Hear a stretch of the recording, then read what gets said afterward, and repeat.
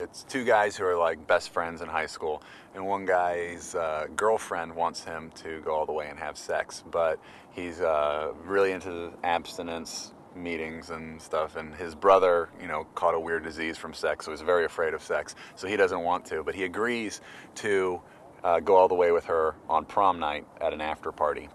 And he's nervous, so his friend gets him drunk, and then he goes to go have sex with his girlfriend, opens the wrong door, falls down a flight of stairs, and goes into a coma for 4 years. So then when he wakes up, the world has changed, and everyone has moved away from town. His dad's moved away, and his girlfriend is gone, and she's now a Playboy playmate. So he's mortified by that, and he and his best friend take a road trip across the country to reconnect with his old girlfriend.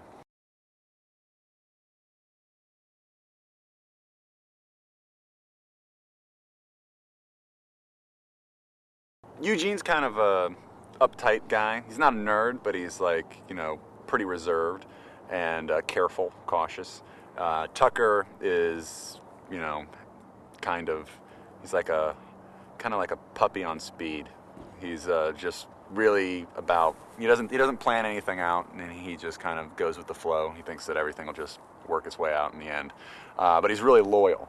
So I think that's why they're friends. Like, Tucker likes Eugene, and Eugene realizes, especially when he comes out of the coma, that Tucker is really the only guy that's been there for him through the whole thing.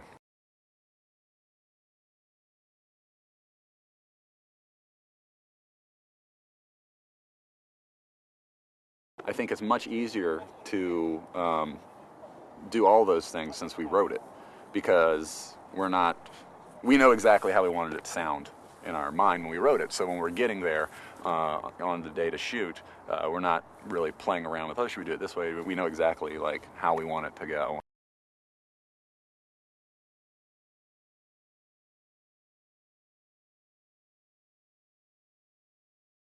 The weird thing about doing the movie is that the size of everything. Like, we've done TV show, but when we get here and we're like, oh, you just write something down. Like, we have 2 fire trucks that are going to come in and like sandwich the car, and then a fireman will jump off, and then he'll land on the roof with an axe, and then like you get there and you start working things, and people start bringing axes to you, like, what about this axe, or what about this fire truck? And you're like, yeah, those are good, and then you see it on the day, and you're like, wow, they're actually doing this crazy thing that we just wrote down when we were drunk.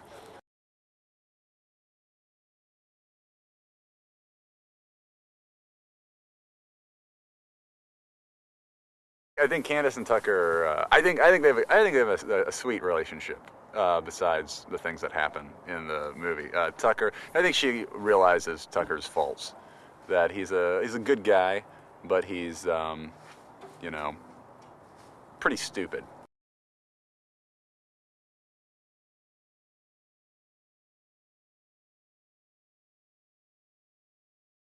There's a lot of sexual based jokes, innuendos in this movie, but I don't think it feels dirty. And that was kind of the main thing we wanted to do, is like, have a movie that's basically about these guys. One guy's super horny, one guy's trying to go have sex with his girlfriend for the first time, and they're going to the Playboy Mansion, but have the tone of it not be this, average, like, hey, want to see boobs comedy type thing.